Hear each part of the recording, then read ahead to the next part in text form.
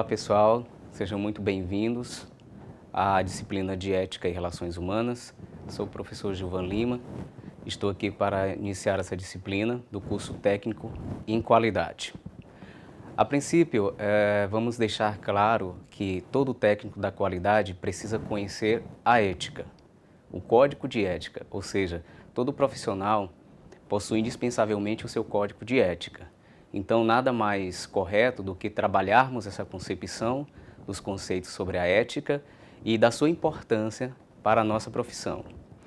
Eu vou começar mostrando para vocês um pequeno roteiro das nossas aulas que nós vamos ver aqui ao longo dessa disciplina. Bom, aqui nós temos uma pequena introdução sobre a ética e as relações humanas. A princípio, vamos ver a origem e o conceito de ética, tendo em vista a etimologia da palavra, de como surgiu a ética, e o seu embasamento, a sua prática na sociedade. Depois nós veremos a ética do ponto de vista da filosofia, por se tratar de uma ciência filosófica, a ética e a sociedade. E na sequência teremos ética, moral e cultura, e mais adiante estudaremos sobre a questão da cidadania. Muito bem, nós vamos dar início falando um pouquinho sobre a origem da palavra ética. É muito comum as pessoas perguntarem: você é ético? Você possui ética? Você pratica a sua ética? Então vamos entender essa concepção no sentido da palavra, de como surgiu. Do grego, a palavra significa, etimologicamente, caráter, ou costumes. Essa palavra é originária do grego, da palavra ethos, que significa caráter, costume, o modo de ser. A ética ela é um conjunto de princípios e valores morais que norteiam a conduta humana na sociedade. Podemos dizer também que a ética, em outras palavras, trata-se de uma reflexão sobre o valor das ações consideradas tanto no âmbito coletivo como no âmbito individual. Pois bem, para que possamos falar sobre a ética, é necessário a gente ter uma questão anterior aos conceitos, a esses princípios, que é a base da liberdade, a escolha. Qual o limite da sua ética? Até onde vai o limite da sua ética? Até o limite da sua escolha. Então, entre outras palavras, ela trata da reflexão sobre o valor das ações sociais consideradas no âmbito coletivo e no âmbito individual. No âmbito coletivo, os interesses, eles têm uma prioridade, enquanto que no âmbito individual, ele possui uma outra prioridade. Eis que a ética, ela se encontra nesse contexto, nesse conflito, para que possamos aí ter o poder, da decisão. Outro conceito interessante que eu gostaria de destacar é de Leonardo Boff. Ele diz: ética é tudo aquilo que ajuda a tornar melhor o ambiente para que seja uma morada saudável, materialmente sustentável, psicologicamente integrada e espiritualmente fecunda. Vamos lá. Olha que interessante. Esse conceito de Leonardo, ele traduz claramente que a ética ela precisa ter um ambiente como processo de moradia saudável. Por quê? Porque pela origem da palavra, do grego, a palavra ética significa morada humana. Vamos comparar a ética a uma casa, por exemplo. Uma casa ela tem sua contextualização visual de fora e de dentro. O que nós temos que tornar as nossas ações de forma aplicativa, como forma decisiva, ela tem que ser analisada do ponto de vista interno para o externo. Quando ele diz psicologicamente integrada e espiritualmente fecunda, é porque precisamos analisar esse nosso ambiente interno em relação ao ambiente externo. Porque é no ambiente externo que nós praticamos a ética. É no ambiente externo que nós, na verdade, materializamos as nossas ações e as nossas decisões. E é muito interessante quando ele faz a ligação de espiritualmente fecunda. Porque se você observar, voltando mais uma vez à situação da casa, o conforto da sua casa, ele não tem essa aparência externa. é preciso que você conheça o interno. É preciso que você cuide do interno para que no externo você possa, digamos, ter essa sua atuação mais específica. É preciso cuidar da parte interna, é preciso cuidar daquilo que me conforta, daquilo que me deixa mais à vontade, daquilo que me deixa mais, digamos, visionário sobre as minhas ações e sobre as minhas condutas.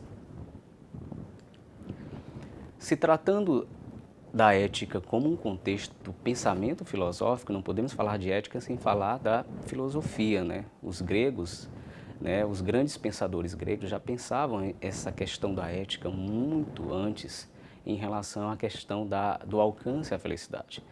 Aqui nesse exemplo vocês podem observar que nós temos dois grandes pensadores gregos que falam sobre a ética. Nós temos aqui Demócrito e Aristóteles. A ética no pensamento filosófico. As reflexões sobre esse tema começam na antiguidade. Os filósofos mais famosos como Demócrito e Aristóteles falaram sobre a ética como meio de alcançar a felicidade. Olha que interessante. Para Demócrito, a felicidade ela é uma certa atividade da alma que vai de acordo com a perfeita virtude. Ou seja, para que eu alcance esses valores morais integrados à perfeita convivência na sociedade, eu tenho que analisar a minha perfeita virtude. Já para Aristóteles, a justiça e a razão é que nos torna felizes. Por isso, a criação da ética eudaimonista de Aristóteles, que revela que a felicidade ela tem base nessas virtudes íntegras, nessas virtudes de retidão para com a sociedade e para consigo mesmo, o homem na relação com o outro e consigo mesmo. As nossas ações elas têm efeito sobre a sociedade, isso é fato. Aqui eu trouxe para vocês uma frase do livro bíblico de Coríntios que diz, o apóstolo Paulo fala, tudo me é lícito, mas nem tudo me convém. Ou seja, cada homem deve ser livre e responsável por suas atitudes. Nessa frase, o interessante é que ela revela uma conduta de pensamento que eu tudo posso. A questão é, me convém? Até que ponto? Volto no início da minha fala.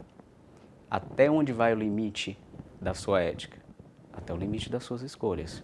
Você deve se perguntar, mas para que serve de fato a ética?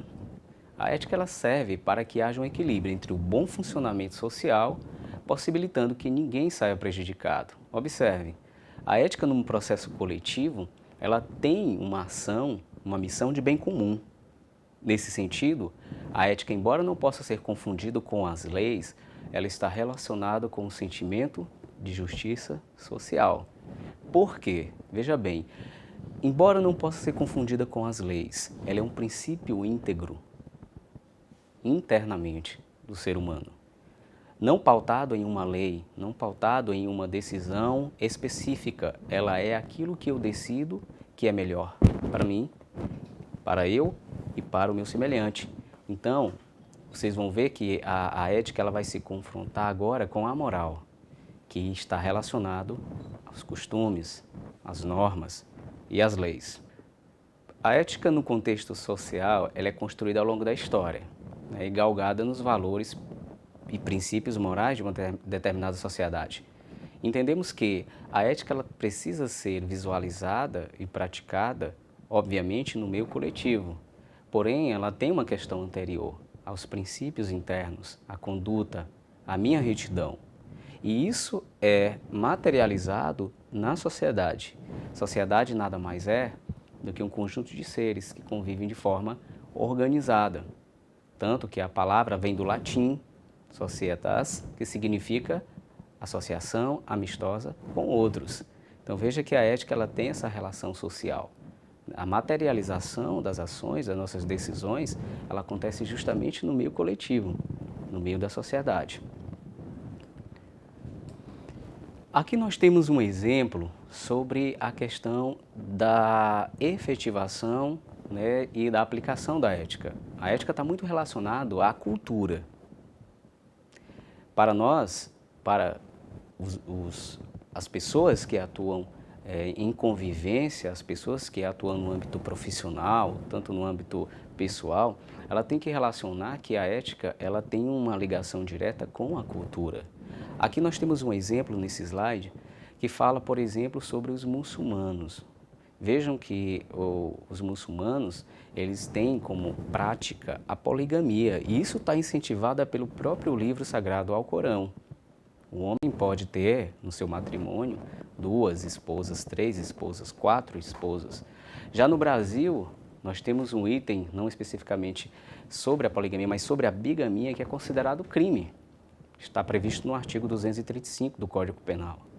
Então veja que existe essa questão cultural em relação à ética, né? É muito comum no Brasil termos hábitos no finais de semana de fazer churrasco com a carne do animal, enquanto que na Índia, né, esse animal é sagrado.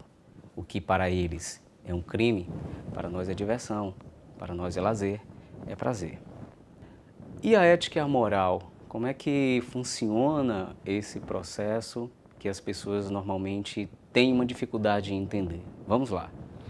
No contexto filosófico, a ética e a moral são 2 termos que se complementam, mas que possuem uma origem etimológica e significados diferentes. A ética vem da palavra, do grego, ethos, que significa caráter, modo de ser, é a índole do indivíduo. Os romanos traduziram esse ethos grego para o latim mos, ou no plural mores, que quer dizer costumes, de onde vem a palavra moral.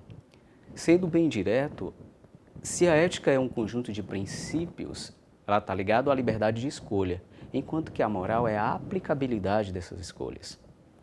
No contexto social, no exercício da cidadania, eu uso a concepção moral para, assim, aplicar também, juntamente com ela, a ética, que são as minhas escolhas, o meu modo de ver, o meu modo de decidir, o meu modo de agir perante o coletivo, perante o social.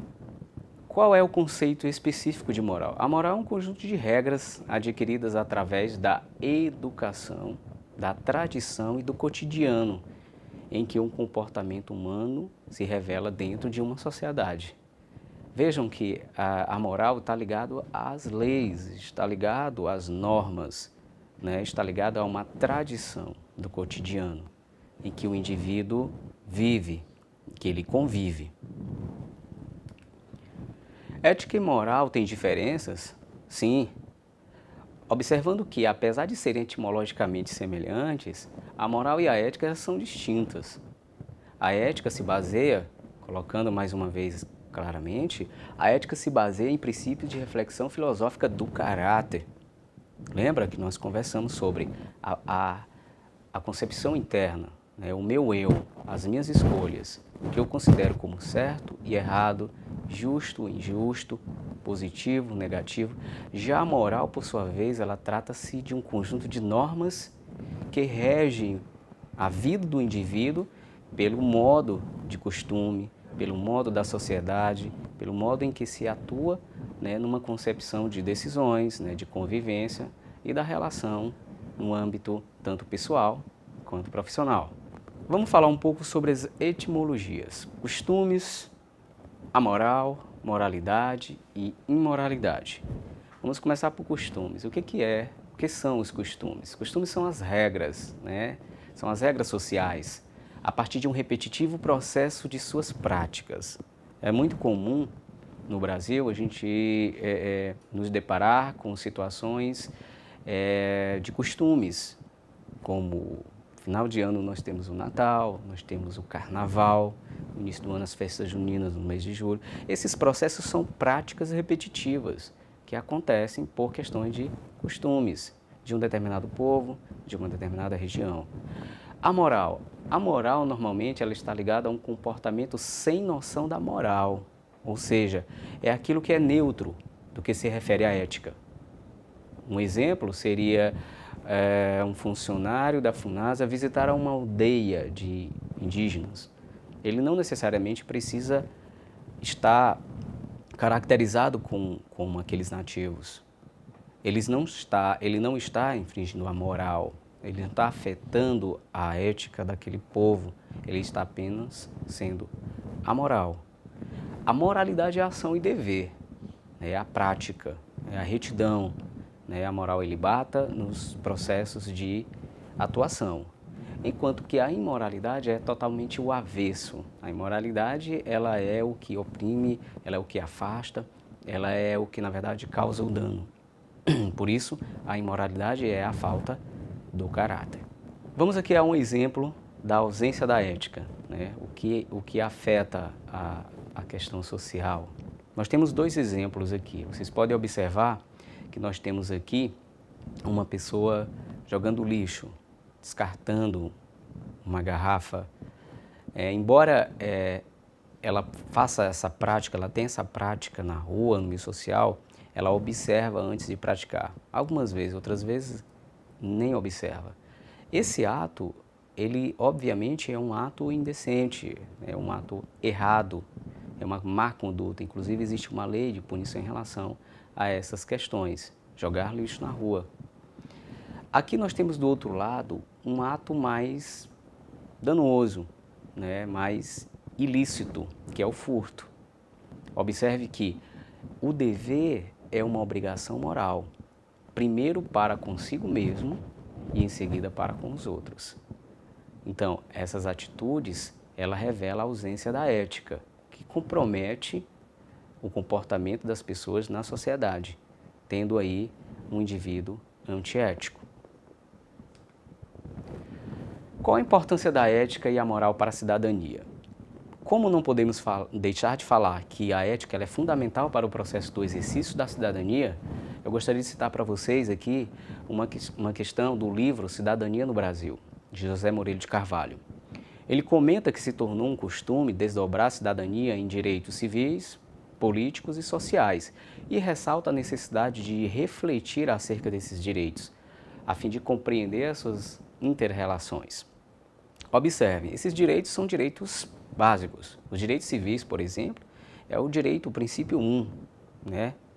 O princípio, na verdade, de ter a liberdade, né? O princípio universal. Os direitos políticos estão reservados à participação da sociedade no governo, e enquanto que os direitos sociais são os mais aclamados, que é direito à saúde, direito à segurança, direito à educação e à moradia. A cidadania no contexto ético e moral. Bom, a cidadania ela pode ser dividida em duas categorias. A cidadania formal e a cidadania substantiva. Observem, a cidadania formal ela tem uma referência à nacionalidade de um indivíduo, ao fato de pertencer de uma determinada nação. Brasileiro, americano, alemão, é a cidadania formal. Já a cidadania substantiva, ela é de um caráter mais amplo, porque ela está relacionada com direitos sociais, direitos políticos e direitos civis. A partir desses direitos, a partir dessa situação de participação, envolve-se comportamentos, atitudes e decisões. Aí é onde entra o contexto moral, o contexto ético, né, em relação ao compromisso, em relação ao caráter humano e à sua ação na sociedade. Bem, pessoal, aqui nós vamos agora a um resumo rápido, né, da nossa aula. Espero que vocês tenham aí acompanhado um pouco sobre esse assunto um tanto complexo, que é a ética. Né? Ao longo das próximas aulas, iremos falar um pouco mais sobre a questão do exercício do processo da cidadania, né, dos costumes, da ética, da moral, englobado a esse contexto muito importante para a nossa vida profissional. Eu selecionei para vocês aqui um pequeno resumo que fala o seguinte, muito interessante. A atitude ética, ao contrário, é includente, tolerante e solidária. Não apenas aceita, mas também valoriza e reforça a pluralidade e a diversidade. Porque plural e diversa é a condição humana. A falta da ética instaura um estado de guerra e desagregação pela sua exclusão. A falta da ética ameaça a humanidade. Aqui nós temos as nossas referências sobre a nossa aula, né, com base em estudos. Espero que vocês tenham acompanhado, espero que vocês tenham gostado da aula, que possam depois se manifestar com perguntas na plataforma e a gente interagir, né, de forma dinâmica e aplicar esses conceitos da ética, porque de fato ser ético é um tanto complexo, né? E isso a gente descobre justamente no nosso processo de ação individual, mais individual do que coletivo. Então, grande abraço a vocês, bons estudos e até o nosso próximo encontro.